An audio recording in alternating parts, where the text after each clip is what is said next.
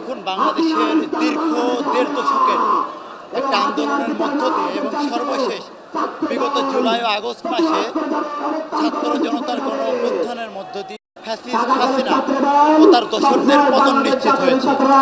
এই পতনের মধ্য দিয়ে বাংলাদেশের জনগণ তাদের দ্বিতীয় স্বাধীনতা অর্জন করেছে। আমরা বাংলাদেশ জাতীয়তাবাদী ছাত্র দলের নেতাকর্মীরা এবং একজন ঢাকা বিশ্ববিদ্যালয়ের শিক্ষার্থী হিসেবে মনে করি আমাদের সাংবিধানিকভাবে যে অধিকার রয়েছে, একটি গণতান্ত্রিক রাষ্ট্রে নাগরিক হিসেবে আমাদের যে অধিকার, সেই অধিকার রক্ষার্থে ঢাকা বিশ্ববিদ্যালয় ছাত্র দলের প্রতিটা নেতাকর্মী কাজ করবে। দীর্ঘ ১.৫ দশক ধরে যে ফ্যাসিজম আমাদের ঘাড়ের উপর চেপে বসেছিল, সেই ফ্যাসিজমের কারণে প্রতিটা শিক্ষা প্রতিষ্ঠানের শিক্ষার্থীরা বর্তমানে ট্রমার মধ্যে রয়েছে। তারা ভীত, তারা জানে না যে ছাত্র রাজনীতির আসল রূপটা কী।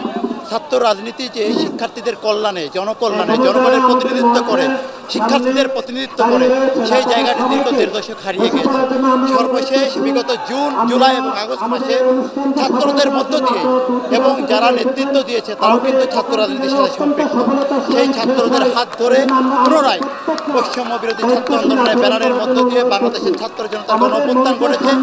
আমরা বিশ্বাস করি যে আমাদের সাংবিধানিক যে অধিকার, যে গণতান্ত্রিক অধিকার ভোট, সেই ভোটাধিকার প্রতিষ্ঠার মধ্য দিয়ে বাংলাদেশে আগামী দিনে একটি সুষ্ঠু নির্বাচন হবে।